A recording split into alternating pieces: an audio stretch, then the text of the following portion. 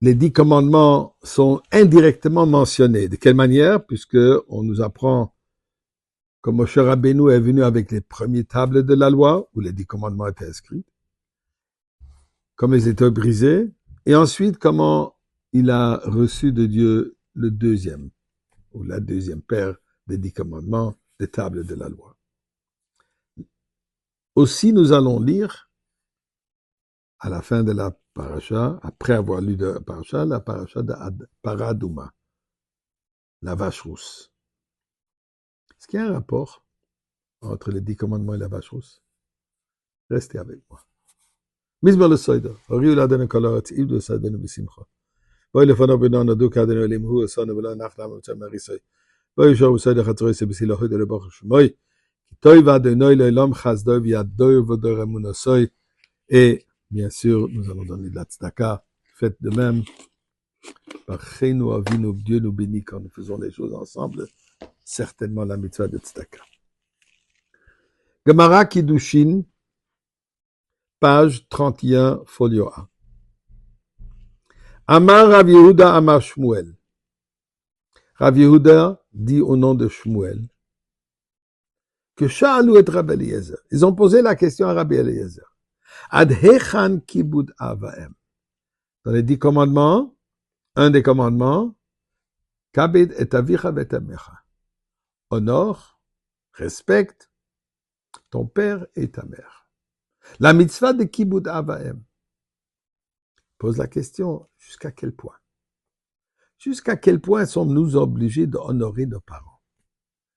Vous savez, si vous regardez dans le Kitzur Shulchan Aruch, c'est assez loin. C'est immense, le respect que nous devons donner à nos parents. Mais là, la Gemara pose la question. Et la Gemara dit, je vais vous donner un exemple. Amar lahem, Tzu'u ur'u ma'asa nochi echad la'aviv ba'ashkelon. Prenez exemple de ce qu'un non-juif a fait pour son père, par respect à son père, dans la ville d'Ashkelon. Et il s'appelle Dama ben Netina. Dama ben Netina, c'est son nom. Il dit, qu'est-ce qui est arrivé? Les Chachamim, ils avaient besoin d'une pierre précieuse pour les vêtements du Kohen Gadol. Pour le fameux tablier, où ils avaient cette grande pièce. Ces grandes pierres où les noms des Shvatim étaient inscrits. Ils avaient besoin de cette pierre. Ils ont recherché en Eretz Israël qui a cette pierre précieuse.